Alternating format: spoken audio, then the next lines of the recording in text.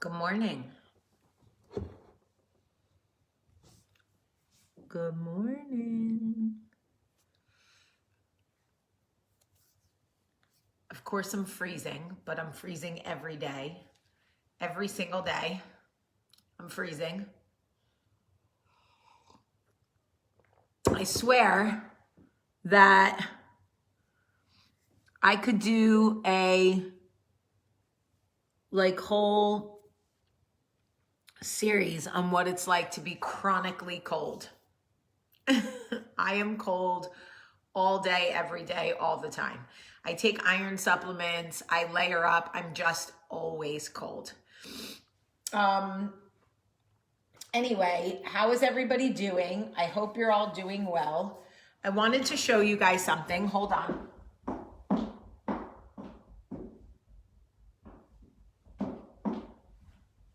So, as many of you know, or may know, or kind of know, that I have something which is a chronic condition called burning mouth syndrome. And what it is it's a nerve issue. It comes out of nowhere. It's nothing you do can start. A lot of times it is triggered by dental work, implants, things like that. Your body has some sort of reaction to the dental work.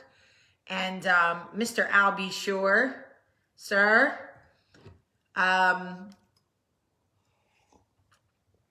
Anyway, I always have to be careful about triggers for this. I have periods of time where it's really good and it's not bothering me at all. And then I have periods of time where I'm miserable and it is so distracting to me and uncomfortable. Anyway, one of the big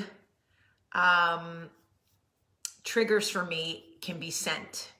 I am somebody who has loved perfume her whole life. I love different smells.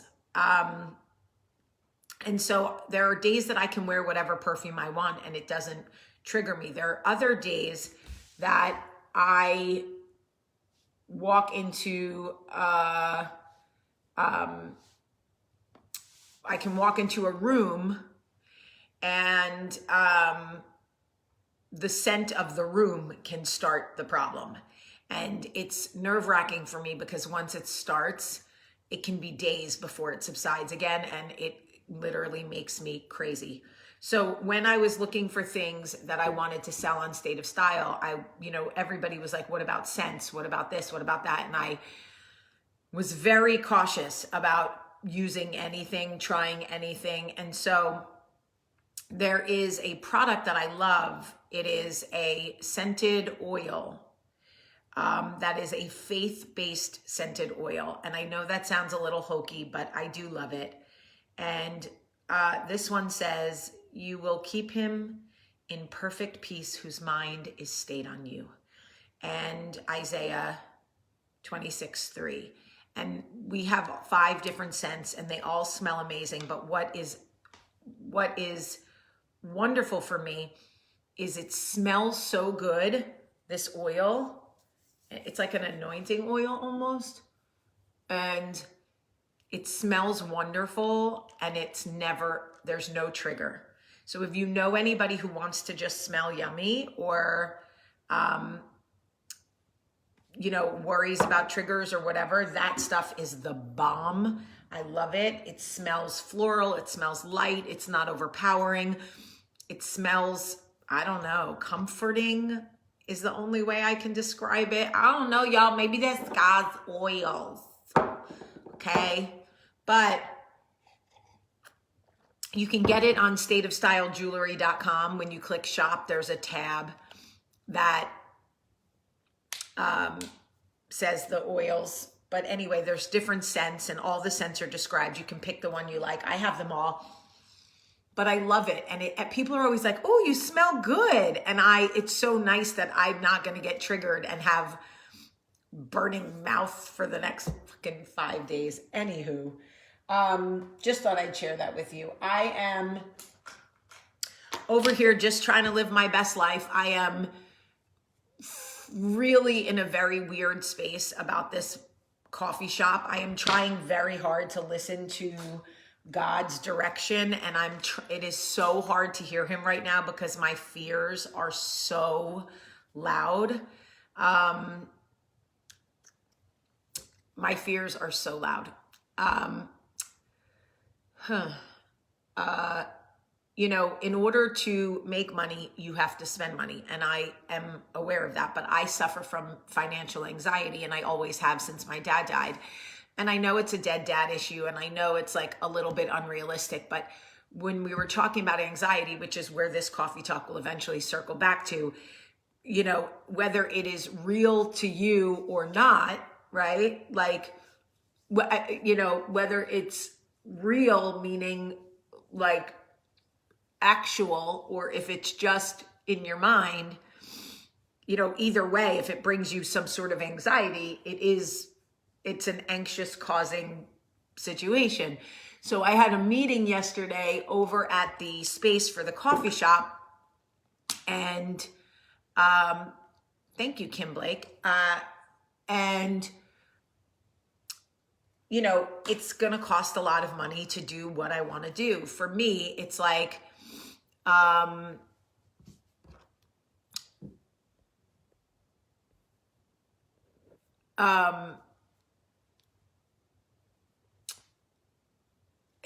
don't want to do it half-ass.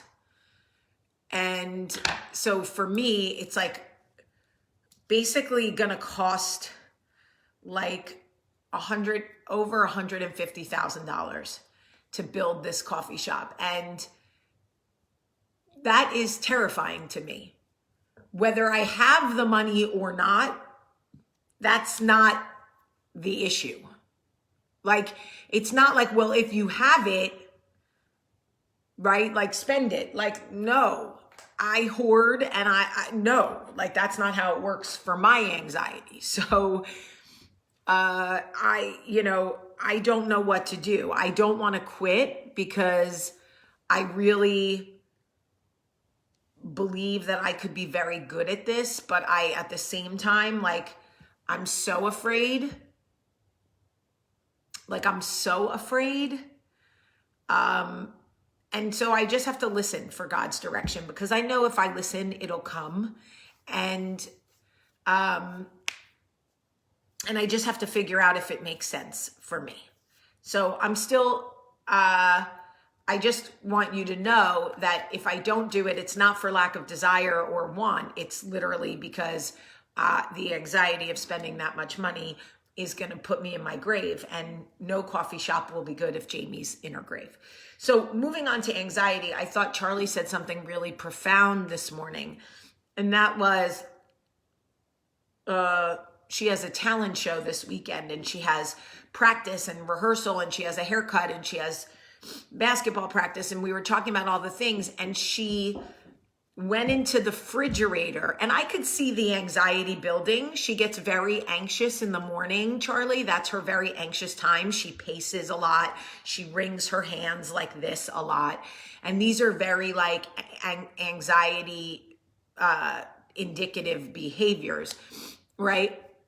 So, but this is every morning. So I'm used to kind of managing her. And this morning she was especially anxious, pacing and sort of could not stay on task. What people don't understand is anxiety will cause you to like move from task to task because you can't find your concentration. And so she would open a book to study and then stare and then get up and be like, can I show you something? And she just grasping at anything that would ground whatever was going on inside her body.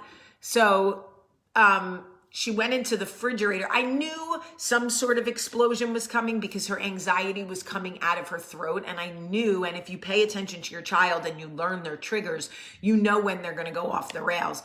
So she went into the refrigerator looking for a specific yogurt drink that she already knew her sister had drank. But she needed something to set her off. So she went to So she went to the refrigerator and she opened it and she turned around at Olivia and she was like, "You drank my," and I knew it wasn't about the yogurt drink. And I looked at Olivia and I said, "It's not about the drink. We have to let her get it out." And Olivia was like ready to fight, right? She's ready to go. And I said, "Don't do it. It's not about the drink." And I kept saying to Charlie, "It's okay. It's not about the drink. You need to get it out. Go ahead, cry, scream, go ahead." And she was like, "She took it." And I'm like, "It's okay. It's not about the drink. It's not about," and she let it wash over her and she did a whole thing and then she calmed down. And then I refocused her and we went to the table and she was looking at her vocabulary. And what I said to her when I sat down with her was, "You know that wasn't about the drink, but it doesn't matter, right? It doesn't matter to you that it wasn't about the drink. You needed something to set you over the edge because it was too much for your little body to handle. And your mind was so overstimulated and overworked with anxiety that you needed something. And I understand that." And she just was looking at me like, "Help me, Mom. Like, what the fuck is this?" And I said, "This is what it's like to have anxiety, and you have it especially in the morning, and it is a hard time for you. And I try to give you tasks so that you stay busy, because when you have too much open time, too much open space in the morning, it starts to mess with your mind, and you start just worrying about everything you have for the week, and you start worrying that I'm not going to be on top of the things that you need me to be on top of, even though you know Mommy will take care of it. Your mind tells you that you need to worry about it, that you need to be anxious about whether I will get the music for your talent show, whether I will." And even though historically I have proven to come through for you over and over and over again, and you always have what you need, your anxiety is telling you it is better to worry and feel anxious than to trust that I will take care of it. And she was listening to me like, "Yes, what the fuck is this? Why is my brain doing this to me?" So she said to me,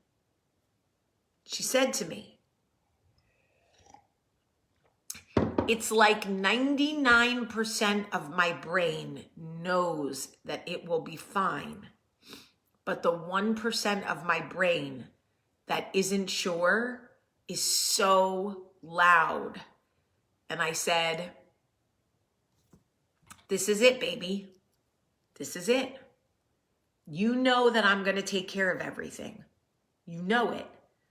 But that 1% of your brain that's like, but maybe she won't. Maybe you're going to go out at that talent show with no music. You're going to look stupid. She's going to drop the ball. You're not going to have what you need." It is so loud. And it doesn't matter if I tell her that I promise she will have what she needs. If that was enough to relieve anxiety, none of us would be anxious. You know what I'm saying? So I just told her, "I don't love when you direct your frustrations at someone else, but I do understand why." So we want to work on feeling all of that for sure and see if we can make sure that we're not directing it at our sister who, really has nothing to do with this, But anyway, I just thought it was really interesting that she had such a profound sort of grasp on like, so much of my brain knows it's going to be fine, but the part of my brain that isn't sure is like destroying me. And it's like, I totally get it. So I told her we were going to journal about all the times that I have, that people have come through for her, all the times that it has worked out. So she could go back and look at all the times that it's worked out. So she can be reminded that it works out. I think she needs to see it in writing, like all the times, just so she has like a little reassurance journal to be reminded that this works out. You're going to be okay. Anyway, just a thought, just a conversation. If your child has anxiety, I find that giving them tasks to do and making sure that they have things that they are responsible for, that they can control, like resolves a lot of that. And also just like having them tell you, like, tell me 3 things that you were anxious about that worked out. Let's talk about those things. You were anxious that I wouldn't get your candy for Valentine's Day ready, right? But I did. We got all the bags made. All the candy was in your backpack when you got to school. And when you opened your backpack, it was all there for you and you were able to share it with your friends and it totally worked out. You've got to like remind them that it works out more than it doesn't. It's not to say that they'll never be disappointed, and I'm not perfect and she can't put it on me that I always have to be perfect because I make a lot of mistakes, but I'm doing the best I can. And I told my kids, and I was telling Michael, like, when I die, and I have a much closer weird thing about death and parents because I experienced it so young, but I just want them to truly believe I did my best. Not like that 80s shit parenting that our parents did where we're like, well, they did the best they could. Like, okay, you did, but did you? You did, but did you? I'm talking about like, I truly did the best I could. I did the work. I read the books. I studied the things. I learned how to parent each child individually. I tried, the whole thing. Like, just when I die at my party, and I do want a party. I don't want a funeral. I want a party. At my party, please just believe I did the best I could. Anyway, if you have a child that has anxiety, these are just things that you can, work with them on and, whatever. Okay, so I'm going to get ready for work, but I love you guys so much today. I love you. And it is Tuesday.